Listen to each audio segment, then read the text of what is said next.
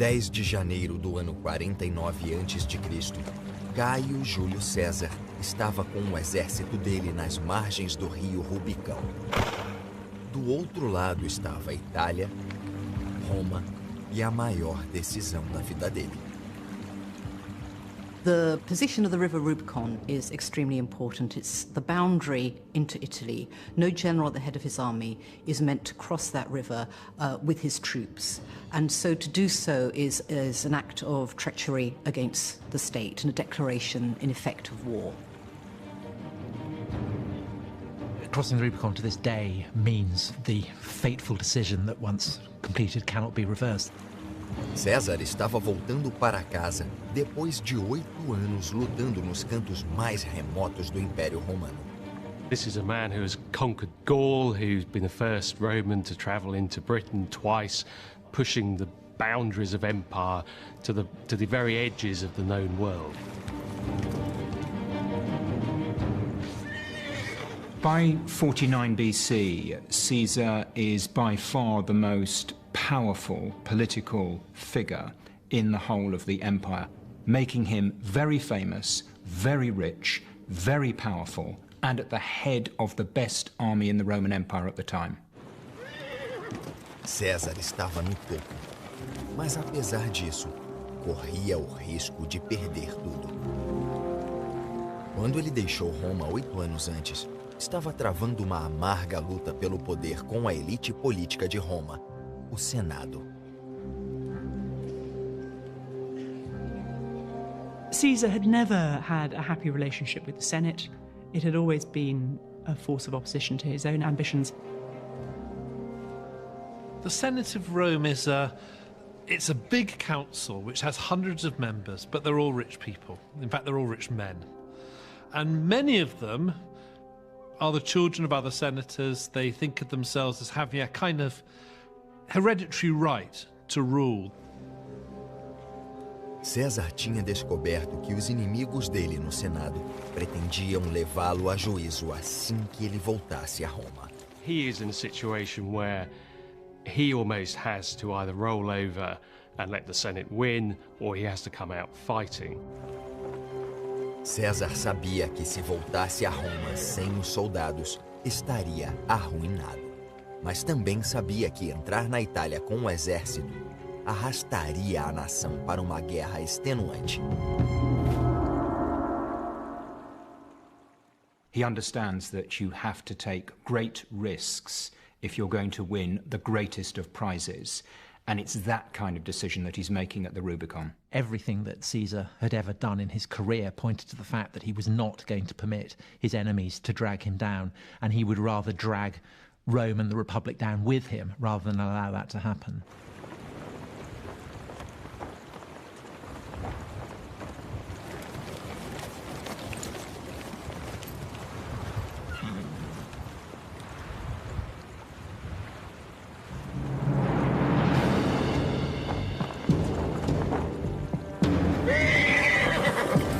César fez a maior aposta da vida dele. Proferindo as famosas palavras Alia iacta est, a sorte está lançada, ele mandou os soldados atravessarem o Rubicão e marcharem para Roma. He's a restless, unstoppable force of nature, and he's just going to go on and on and on until he's stopped. You get the correct impression of a man who was a gambler. But he was a gambler who always made sure that the odds were in his favour. And it's that made him the extraordinary, and to his enemies, extraordinarily lethal person that he was. César mostraria aos inimigos como ele podia ser impiedoso.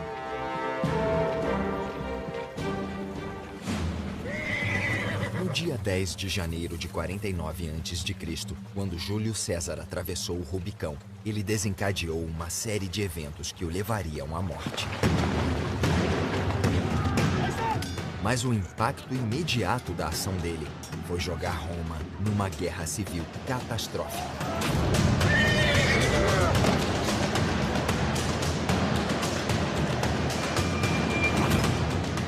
Durante 18 meses, ele perseguiu as tropas do Senado na Itália, na Espanha e na Grécia.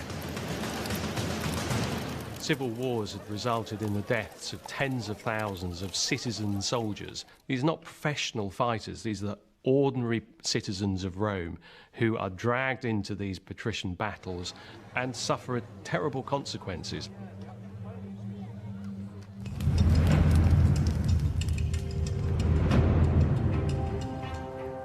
Os dois lados sofreram, mas no final, quem venceu a aposta foi César.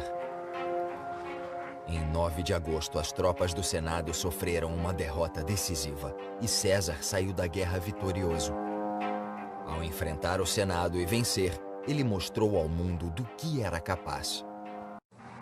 Vocês acabaram de visualizar uma reprodução cinematográfica do momento em que Gaius Júlio César veio a se tornar ditador vitalício da República Romana, no século I a.C.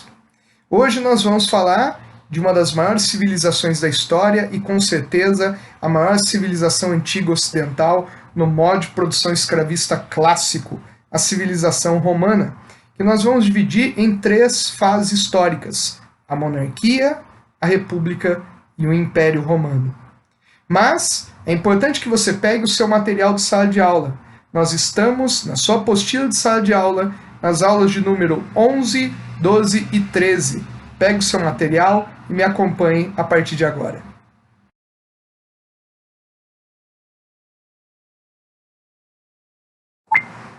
Anteriormente, nós trabalhamos com 2 tipos de civilização. As civilizações hidráulicas, ou as primeiras civilizações, mesopotâmicos, Egito Antigo, hebreus, fenícios, persas, o modo de produção asiático, das sociedades de servidão coletiva, das sociedades em que o Estado era teocrático, em que as terras eram administradas por esses estados teocráticos, por esses governantes que representavam deuses locais ou até mesmo eram considerados deuses locais. Falamos também do modelo grego, falamos do modelo ocidental, modo de produção escravista clássico.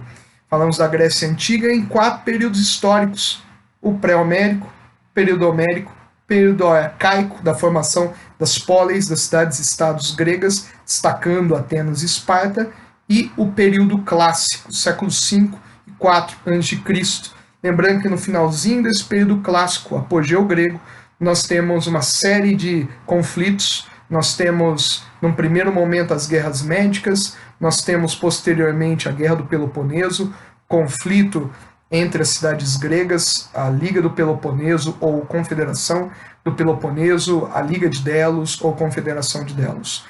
E, por fim, a invasão macedônica, a dominação dos macedônicos e o período de dominação macedônica que expandiu a cultura grega para o mar Mediterrâneo e arredores, foi o período do helenismo, quase que uma subdivisão dentro do período clássico.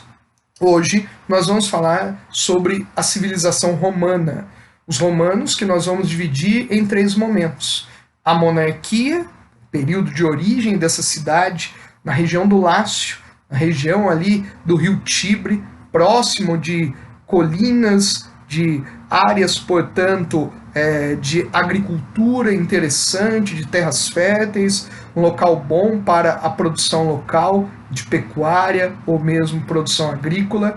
E nesse período de formação da monarquia temos uma dominação estrangeira, a dominação etrusca. Os etruscos, povo que veio a compor também a formação dos romanos, tinham um governo monarquista, vieram a dominar esse vilarejo em formação na região do Lácio, que conhecemos pelo nome de Roma, e posteriormente essa cidade veio a se emancipar da dominação estrangeira etrusca e veio a se tornar uma cidade independente, uma cidade que veio a se expandir pela Península Itálica. É importante lembrar, Roma é uma cidade que gradualmente conquistará a Península Itálica, posteriormente o Mar Mediterrâneo e além do Mar Mediterrâneo. Então, quando nós falamos do período da monarquia, estamos falando do povoamento da região do Lácio, região onde vai surgir a cidade de Roma. Temos uma história lendária, a história de Rômulo e Remo, que vocês podem acompanhar com mais detalhes no livro-texto de vocês, capítulo 4 do livro-texto de vocês, e temos uma explicação histórica para essa formação, diferente da lendária dos irmãos Rômulo e Remo. Explicação histórica é que a região do Lácio foi povoada por povos italiotas, povos indo-europeus, povos como os gregos, povos como os latinos, como os sabinos e os etruscos já citados. Roma tinha uma sociedade que era segmentada em dois grandes grupos. Os trabalhadores, a mão de obra livre, uma mão de obra de pequenos proprietários, alguns comerciantes, pessoas que muitas vezes não tinham propriedade, apenas a liberdade e o esforço do seu trabalho. Esses que são a plebe. E existe um grupo de liderança, uma elite local, dos grandes fundadores ou das famílias fundadoras da cidade de Roma, os patrícios. Patrício que vem de pater, assim como os gregos, no período gentílico, pater, o patriarca, os homens de famílias tradicionais que tinham as melhores terras. Pequenos e médios proprietários que futuramente se tornariam grandes proprietários, grandes latifundiários, por assim dizer. Esse é o período da monarquia. Quando Roma é obrigada a se defender de povos estrangeiros vizinhos, Roma gradualmente vai desenvolver uma militarização. Essa militarização coloca a plebe como soldados, linha de frente, e os patrícios como grandes generais, os comandantes. Essa expansão romana será gradual ao longo de séculos nesse período da monarquia para o período republicano. Mas por que mudou de monarquia para república? A monarquia concentra o poder em uma pessoa de uma família aristocrática, patrícia, uma família tradicional. Acontece que os romanos patrícios, que compunham um órgão, uma assembleia chamada Senado, viram que este modelo monárquico muitas vezes era arbitrário, autoritário e não correspondia aos interesses da comunidade patrícia. A plebe, excluída de participação política, pelo menos a participação mais relevante, e os patrícios que compunham o Senado, os homens mais velhos, os senes, aqueles que são considerados sábios, pessoas de idade mais avançada, esses chefes de famílias decidiram, a partir do século VI a.C., derrubar o último monarca, Tarquínio, soberbo, autoritário, derrubaram o último rei de Roma, estabeleceram a República. República que é composta de duas palavras, re e pública, coisa e coletiva. Coisa coletiva, governo de todos, o governo dos cidadãos. Só que na República, assim como aconteceu com os gregos, nem todos eram cidadãos. Na República Romana, quem tinha de fato cidadania, pleno poder de exercício político, eram os patrícios, e o órgão maior era o Senado. A plebe era excluída. No entanto, os plebeus se articularam, lutaram por direitos, conquistaram gradualmente, a partir de paralisações, protestos e conflitos sociais, direitos. Destacamos aqui 2 direitos gradualmente conquistados. A Lei das 12 Tábuas, leis escritas em tábuas de bronze que estavam no centro de Roma, no Fórum Romano, que hoje só temos as ruínas na cidade lendária da Itália. O Fórum Romano, as 12 tábuas, no centro da cidade, 12 tábuas de bronze com leis escritas que valiam tanto para patrícios quanto para plebeus. Um outro direito conquistado pela plebe foi a da representação política, os tribunos da plebe. Esses tribunos representavam o povo diante do Senado. Não eram senadores, eram representantes do povo. Gradualmente, à medida que a plebe conquistava direitos, ela tinha ganhos em participação política. Mas lembre-se, em toda a história da República, a relação sempre foi desigual. Os patrícios privilegiados, a plebe com direitos, no entanto, não na equivalência dos patrícios. Entre os séculos 3 e 2 a.C., os romanos, que já tinham conquistado basicamente toda a Península Itálica, tiveram um novo adversário, estrangeiro, de origem africana, um império chamado cartaginês. O Império Cartaginês, ou Cartago, alguns pronunciam Cartago, foi um império que rivalizou com essa república em expansão. Este império veio a conflitar com os romanos, não apenas pelo domínio de áreas da Península Itálica, mas pelo domínio do mar Mediterrâneo.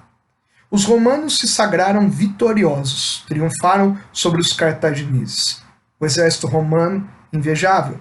Vocês viram na abertura desta aula que um grande general estava sendo ovacionado, aplaudido, porque os generais eram figuras de destaque nesse período de resistência e de expansão sobre áreas vizinhas e até além-mar na região da Península Itálica. Os romanos ganham dos cartagineses. São as guerras púnicas. 3 momentos de guerras púnicas entre os séculos 3 e 2 a.C.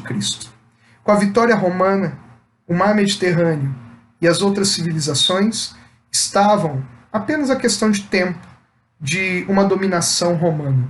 Os romanos chamavam os povos estrangeiros de bárbaros, assim como os gregos.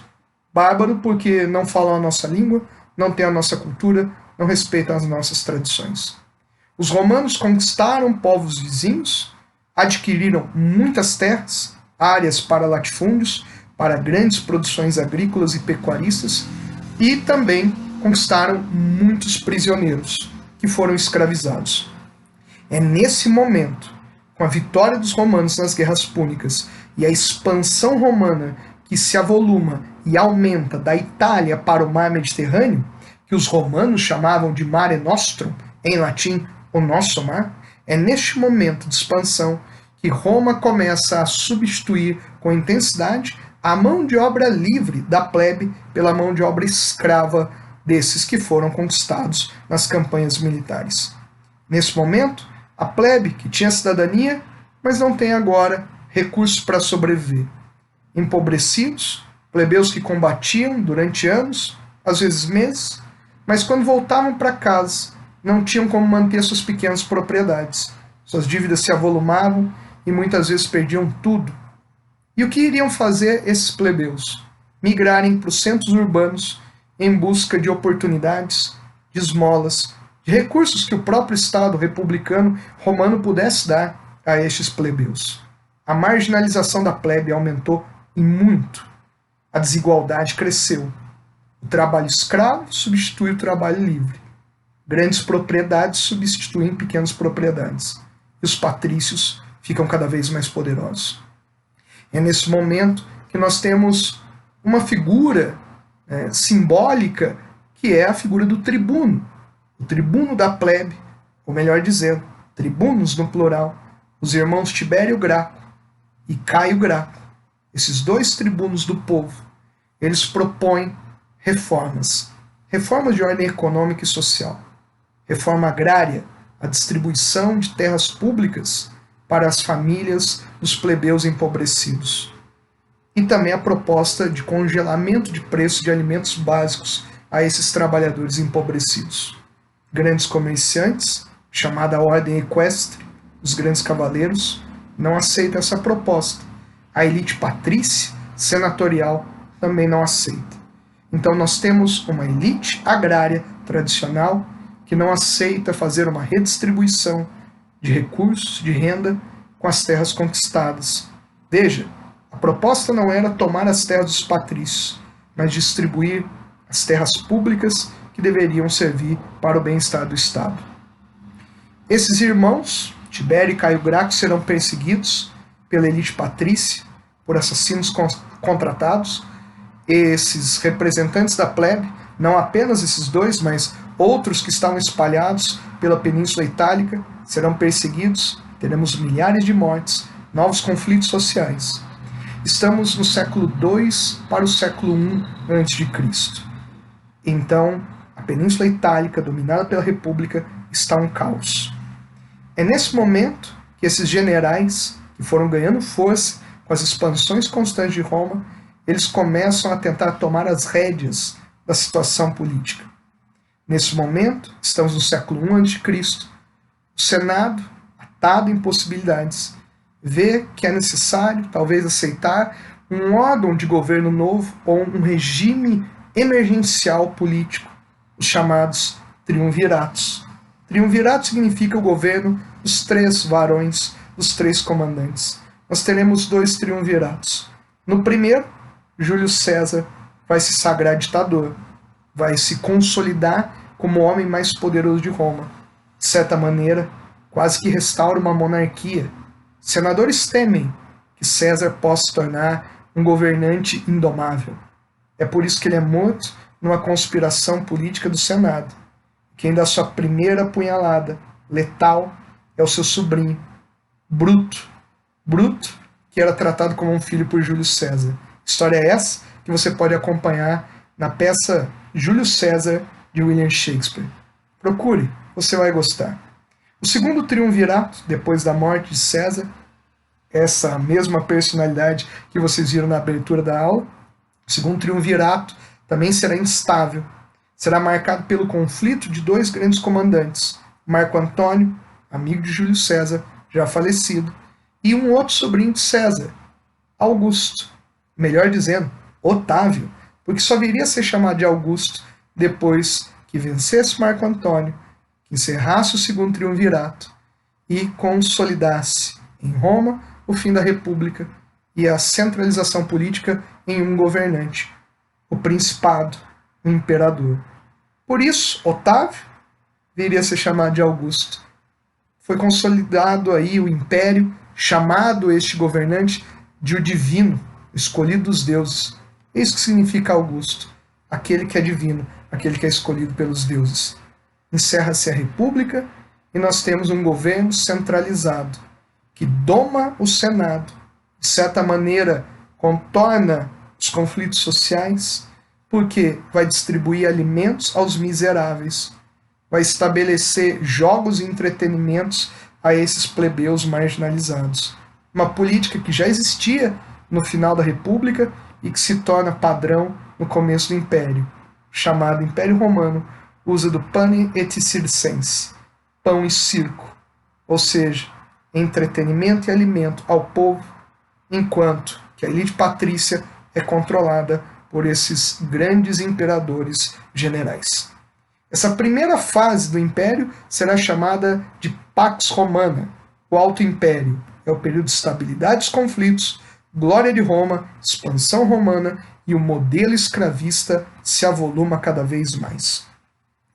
A segunda fase do Império, o seu declínio, a partir do século III depois de Cristo até o século V, derradeiro momento do Império Ocidental, é chamado de Baixo Império. Mas esse é um assunto que trataremos depois, já falamos bastante.